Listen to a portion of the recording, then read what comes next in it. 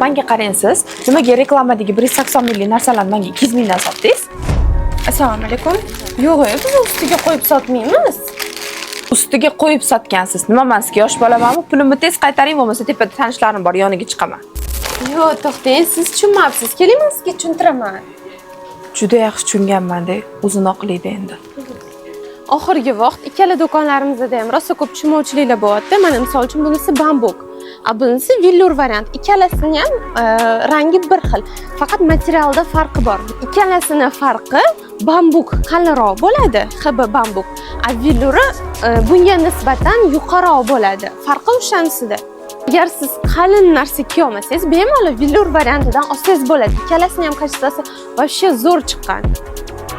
Vellur varianti 180 ming bo'lsa, qalin bambuk varianti 200 ming so'm. Endi bizani tushundingiz degan umiddaman. Faqat uzr, bizada sotilgan tovarlar qaytarib olinmaydi.